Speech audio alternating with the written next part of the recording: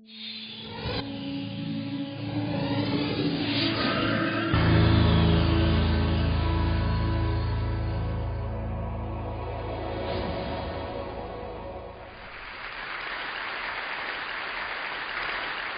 the next 5 minutes, my intention is to transform your relationship with sound.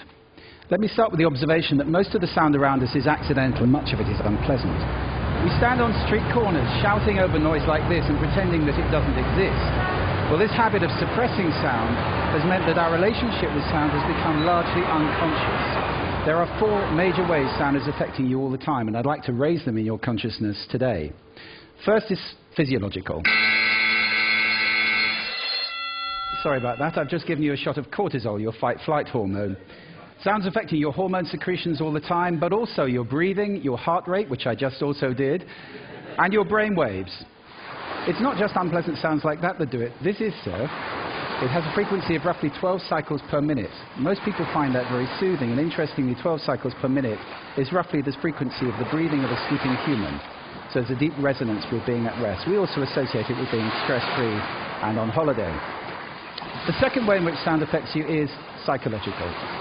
Music is the most powerful form of sound that we know that affects our emotional state. This is guaranteed to make most of you feel pretty sad if I leave it on. Music is not the only kind of sound, however, which affects your emotions. Natural sound can do that too. Birdsong, for example, is a sound which most people find reassuring. There's a reason for that. Over hundreds of thousands of years, we've learned that when the birds are singing, things are safe. It's when they stop you need to be worried. The third way in which sound affects you is cognitively. You can't understand 2 people talking at once, or in this case, 1 person talking twice. To the other one. You have to choose which me you're going to listen to. We have a very small amount of bandwidth for processing auditory input, which is why noise like this is extremely damaging for productivity.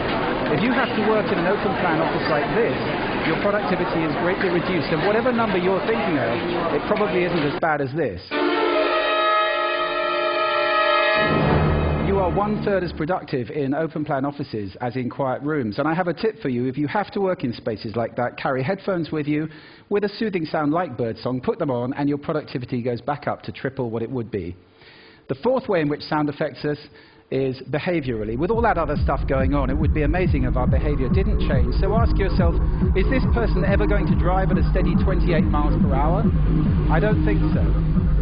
At the simplest, you move away from unpleasant sound and towards pleasant sound. So if I were to play this, for more than a few seconds, you feel uncomfortable. For more than a few minutes, you'd be leaving the room in droves.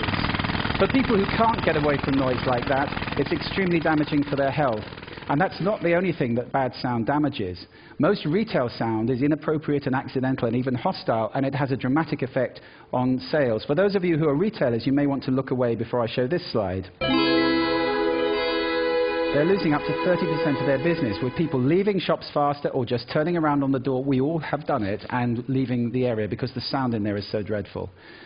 I want to spend just a moment talking about the model that we've developed, which allows us to start at the top and look at the drivers of sound, analyze the soundscape, and then predict the 4 outcomes I've just talked about, or start at the bottom and say what outcomes do we want, and then design a soundscape to have a desired effect. At last, we've got some science we can apply, and we're in the business of designing soundscapes.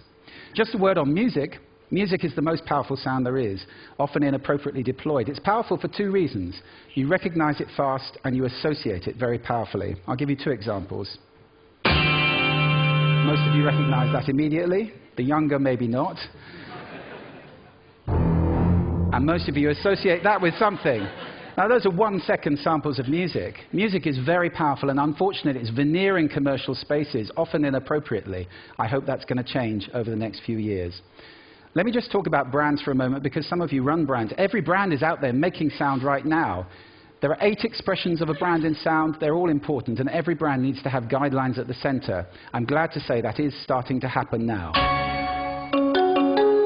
You all recognize that one. This is the most played tune in the world today. 1.8 billion times a day, that tune is played, and it costs Nokia absolutely nothing. Just leave you with 4 golden rules for those of you who run businesses for commercial sound. First, make it congruent, pointing in the same direction as your visual communication. That increases impact by over 1,100%. If your sound is pointing in the opposite direction, incongruent, you reduce impact by 86%. That's an order of magnitude up or down. This is important. Secondly, make it appropriate to the situation.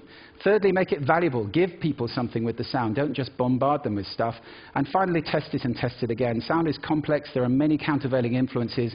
It can be a bit like a bowl of spaghetti. Sometimes you have to just eat it and see what happens. So I hope this talk has raised sound in your consciousness. If you're listening consciously, you can take control of the sound around you. It's good for your health. It's good for your productivity. If we all do that, we move to a state that I like to think will be sound living in the world. I'm going to leave you with a little bit more birdsong. I recommend at least 5 minutes a day, but there is no maximum dose. Thank you for lending me your ears today. Thank you.